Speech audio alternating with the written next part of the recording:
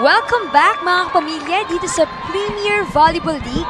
5th set na at kagaya ng sinabi ng kasama kong cute na si Pia Geiser, this is the first time ever na nagkaroon ng 5th set dito sa PVL. And again, ako si Roxanne Montealegre. You can follow me on Twitter at Roxy Montealegre and on Instagram at Roxanne Montealegre. And it's me, Pia Geiser. Guys, follow me at Pia Geiser. Cute-cute mo talaga, Pia. Pero alam mo, mas parang bitin yung at Pia Geiser. Parang may kulang pa syllable. Pero alam mo, mas cute ka kasi parang kinikilig ka ngayong 5th set na to. Hindi ko alam kung bakit. I love 5th sets. It's very thrilling kasi parang pantay na kayong dalawa ulit, diba? Pero Pia, notice the face of Wendy Semana. Parang hindi nagbago from 1st set to 5th set. Ayun nga, sabi ko sa'yo, parang no reaction lang siya eh. Kahit magkapuntos, makakuha siya ng malakas na bola. Same. And during your college years, ganun din siya. Pero sabi ko. Pero ang buwan naman ng puntos dito sa Lady Jet Spikers, nabuhay ni Joy Casas, napakagandang reception. Nabati ko na naman. Outside.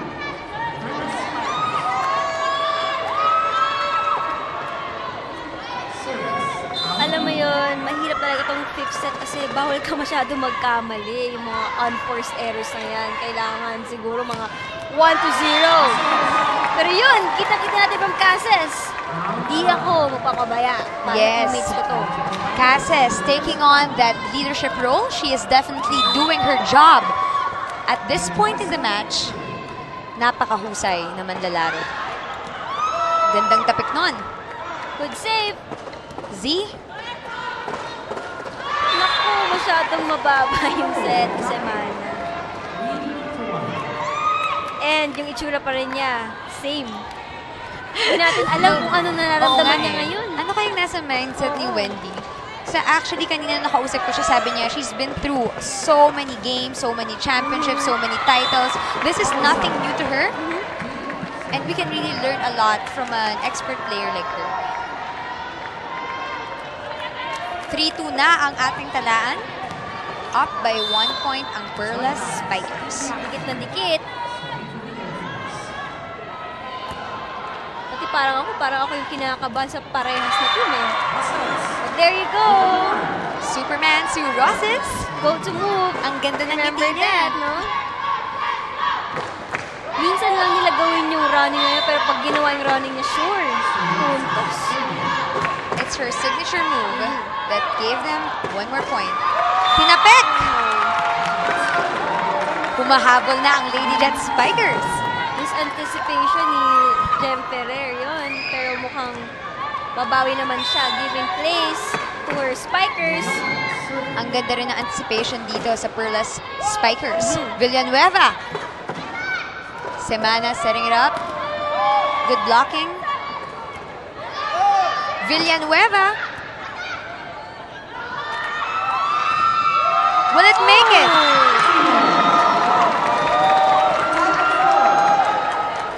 Parehas na team, no? Sobrang focus nila. Yes. Nabahadal talaga sila every point just to talk about what they could do, anong place nila, to compose themselves, you know. You're right. And namansin nga natin kanina that Coach Jerry is letting her players feel the game, letting them decide on their own. Napakagandang trust ang binigay niya dito sa kanyang players. And since alam naman yan na mature enough naman yung mga players na matatanda na yan, mga veterana na yan, they can handle themselves. Semana. Ang gandang tapik from Kat Bersola. At mas maganda yung ngiti niya ngayon. Parang hindi siya makapaniwala na nakapuntos siya sa ngiti niya. Hindi ba? She's going to serve now for Perlas Spikers. Hopefully, she still has that confidence in her. Trusting the ball. Good reception. Good. And it goes out. Tapik. I was gonna say it was good, but you really never know, no? Where the ball goes sometimes. But now it's back to Kat Bersola. Bagong-bago sa mga mata ko na si Kati. Iba yung jersey number niya, 7. Na laging 8. Bakit nga ba? idol daw niya si Kobe Bryant. Kasi, Oh, yes. Kaya nga din yun ako yung Mamba mentality. Mamba mentality. Tingnan natin kung mapibigay niya Mamba. Yun, Mamba mentality. Mamba mentality talaga, Herbacio! Go back kay Tapik. Buhay pa rin ang bola natin! Oh, no one was there at the back. Everyone was there in front. Kita mo yun? Yes, napakaganda. Isang Nung, simpleng tapik lang, papunta sa likod, puntos na. And nakita natin yung pagsisisi sa mukha ni Kat doon. Parang, hindi ko naabot. Parang ganun yung facial expression niya. It could really be, our emotions are shifting every second here. From happiness, to fear, to anger, to giggle. Good energy. Ako nagkaka-butterflies ako ngayon. Parang, sino kaya mananalo dito? No one knows! Naramdaman natin yung kaba nila. Wow! Pumatay talaga yung backkick na yan eh. Mas pamatay yung backkick ni Ahumiro kaysa sa front kicks niya. Kung mapapansin mo sa game na to. And Ahumiro has proven herself, especially in the last game, as the top scorer with 17 points. And now, she is exceeding expectations, especially with her fans who have been watching her and her family, of course, from New Zealand, who are also live streaming now. Hello to the Ahumiros. Semana. That doesn't go inside. We don't know what's happening to Patina right now, but she looks frustrated about what she did. Pero yun nga, no, 3 points ang kailangan pa nilang habulan. Go Perla Spikers, go Ate Kiwi, hi po Ate Pia Geyser, all the way from Rojas City, Capiz. Hello, Bebe _ Gale 2. Ano kaya ang name niya talaga? Gale? Joy Somero naman, happy birthday idol, Angel Marie Antipuesto. Galingan niyo po, #JetSpikers. Happiest birthday. Hindi na natin kung mas happy ang birthday niya kung manalo si birthday, di ba? Oo naman, kasi syempre it's your birthday. You don't want any negative vibes. And syempre, ano bang mas masarap, di ba? Gandang save again from the birthday girl. May panalo. Parang perfect yung birthday ng pagpanalo. Diba? Oo naman, double celebration yun. Pero kahit merong birthday sa Lady Jet Spikers, naunguna pa rin ang Perla Spikers sa 8-6. 2 points pa ang kailangan nilang habulin. And the ball is with Mean Pantino. Tignan natin, dikit na dikit pa rin ang laban. And, wow, what a hit by Herbacio. Compose na compose din siya doon. Nakita mo yung mukha niya after that hit. She was like, okay, let's do more. Yes, and kanina gigil na gigil siya, pero ngayon mas naging composed siya this 5th set. And I think kailangan talaga that change of attitude, especially kung gusto niyo nang makuha ito. Sue Roses. Ang ganda from Joy Cases. Buhay pa rin ang bola. Rumble in the net. Herbacio. Napakalakas nun. Amazing rally here. Baba, pero napagawa ng para ni Ahumiro. Cases. Sino ba ang magtatapos dito? Is it Sue? No. Nabasa yung kanyang running attack. Yonkov Ferrer. Good luck. That goes straight to the net. Oh no. Now 97, 2 points ang kailangan habulin ng Lady Jet Spikers. Kita mo naman sa mga mata ng Jet Spikers na gusto din pumanalo dito. Both teams actually. Both teams. And syempre, even if there are still a lot of games, you want to get your momentum as early as this day in the match. And you can't afford those kinds of errors like what happened. A misreception by Perla Spikers. Yun nga, importante talaga yung service and reception. Semana, babawi siya dito sa dalawang error niya kanina sa setting. Oh yes, Wendy Semana, veteran player. And nabawi na niya yung dalawang yun sa dalawang service ace. Yes, Wendy Semana tying it with 9-9. Napaka-exciting ng match natin ngayon. Habulan lang, Dikan pa rin ang laban. And from IM Arsis, go Pearl Spikers for the win. Hi daw po, Pia guys from Awesome Kiddo. Cute daw ng boses mo. Ano masasabi mo dyan? Hi, Awesome Kiddo! Di ko nga alam kung paano nasasabi na ang cute ng boses. Matinis ba? Di ko alam eh. Actually, hindi ko rin alam na ibig sabihin. Ano ba ibig sabihin ng cute ng boses? Go Nicole, go Amanda. I am David NY. Go Perlas Lady Spikers. I'm assuming, David, you're from New York. So, hello there sa Big Apple. Sana ma-imbita mo kami dyan ni Pia one of these days. Lahat na lang ng tao na galing sa malayo. Imbitahan nyo kami dyan. Bigyan nyo kami ng ticket. And who has that ticket? Yoko, with that block. Kanina pa siya nakaka-block. Marami na ata siyang kill block. Sa mga 4 or 5. Not quite sure. Yes, Yongko, pinapakita kung gaano siya kahusay starting from their opening match. She had 4 service aces, 12 excellent digs. At sabi rin niya na gusto niyang galingan ang larong ito para sa kanyang ama na naging volleyball player din sa FEU in his collegiate days.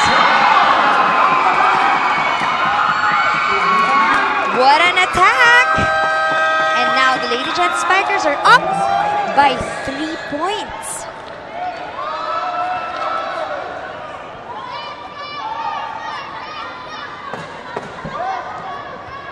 So yun, go, go, go, Perla Spikers. Kaya niyan. Hi, Pia Geyser and Roxy Monte Alegre. Wow. Hello, Michael Rocha. Go, Perlas! Hi, Carl! Hindi ka naman mahilig sumigaw. Oo. All caps pa. Oo, kailangan niya In the zone daw talaga siya sa game na to, kaya all caps. Tapos, exclamation point pa. And ang daming kiss. And Pia, for this last stretch of the game, yan talaga ang kailangan. Kailangan talaga.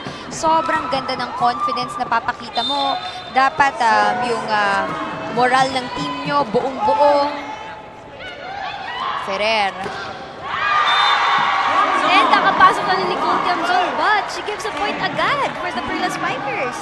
Closing it with 11-1. Isang puntos na lang. And dahil yan, kay Nicole Tiamzon.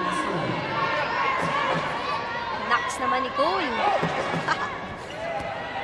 Let's go. Let's see what will happen here. Ang gandang palo! Ang gandang celebration galing sa Air Force. Sobrang saya nila. Yun talaga ang joy na binibigay din talaga sa akin ng volleyball. You know, pag napupuntos, kahit hindi galing sa'yo yung puntos, Yes. team na puntos. And it's really a collective effort from the Lady Jet Spikers. Everyone is stepping up, taking on leadership roles. Double. Bayoko. Giving an easy point to the Perla Spikers. Yes, 11-12. Wow, this game though. Abot ata to ng 25 din eh. Tingnan natin. Yongko! Natapik. Pantino. Semana. Joy Casas again.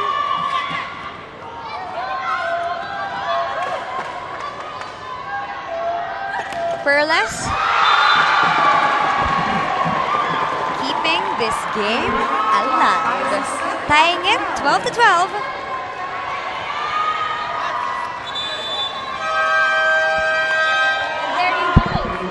12 all ngayon. Tingnan mo naman, nung kanina nag-time out, 9 all. Tama ba? Yes. At ngayon, 12 all. At saka, Pia, ang ganda-ganda na nakita natin sa players natin. They're focused, but there are times nakita natin yung celebration nila. Napaka-balansa ng mga emotions dito. Even if it's supposed to be a stressful game at this moment, everyone, it seems to be enjoying it. And this is really what volleyball is all about. We have a quality game here.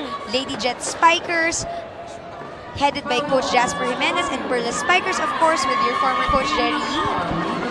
Kita mo naman, relax, parehas na team. Pero palaban. Yun yung gusto natin. Staying composed. Yun! Tapping! Hanap at sukat na sukat niya ang kanilang kalaban. Pasok ng players coach Jerry. Tignan natin. Yung strategy ni Coach Jerry talagang napapansin na natin on this second day. at PVL. Mahilig siyang magbigay ng opportunity sa iba-ibang players. Tiangzon, Siyempre, minamaximize niya yung talents ng players niya, di ba? very deep bench, top-tier players. Oh, Hindi still na alive, pero hindi. Hindi na save ni Pantino yun. Their distance, they were too close to each other. Pero nakita mo naman, dive talaga sila kung dive. Kung matamaan nila teammates sila, okay lang, basta maangat yung bola. Of course! Pero mas dikit dyan ang score natin ngayon, 13-all. 13-all na po. Sa lahat ng nanonood, ano po bang review nyo? And Pantino! What a corpse court kill! Mean Pantino! Grabe yung saya niya doon.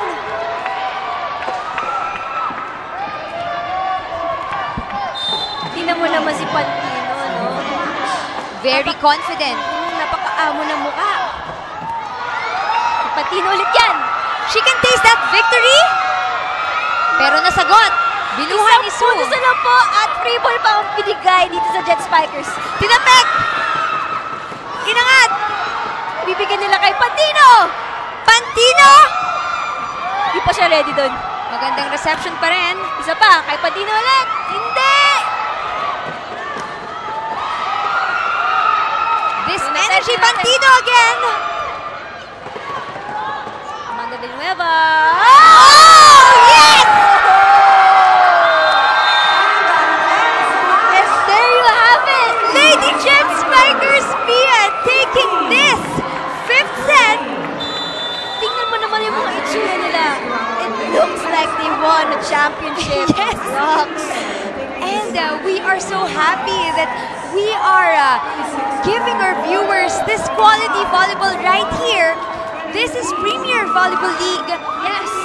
Quality volleyball we have here, Rocks. Yes, Lady Jet Spikers taking the first two sets, Perla Spikers the second two, and claiming this game for May 2, 2017, the Lady Jet Spikers going home and celebrating this beautiful win against the Perla Spikers.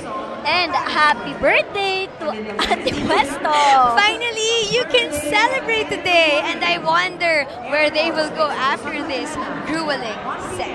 And for the player of the game, we have Mean Pantino. Kita-kita naman sa kanya, sobrang composed. Pag binigay sa kanya yung bola, alam niya papatayin niya. Kahit di pa siya ready, tatalon siya ng tatalon, papaluin niya yun. Diba? Yes, Mean Pantino, congratulations to you. You're right, Pia. Very deserving si Mean Pantino on and off the court. What a talented person with a beautiful heart inside and out. Mabuhay ka, Mean. And thank you sa mga nanood at nag-livestream today dito sa atin. And for the next games on May 4, Thursday, we have the Lady Jet Spikers versus the Cool Smashers. So, please watch again, live stream here Sa premiervolleyballleague.com. Use the hashtag also PVL on ABS-CBN. And also, for Thursday, May 4, hindi nagtatapos sa first game yan. Meron pa tayong pangalawa, Water Defenders kontra naman sa Lady Warriors.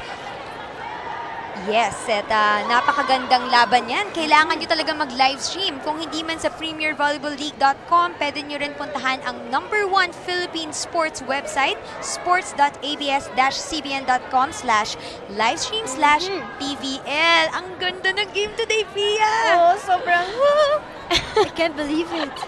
Sobrang saya.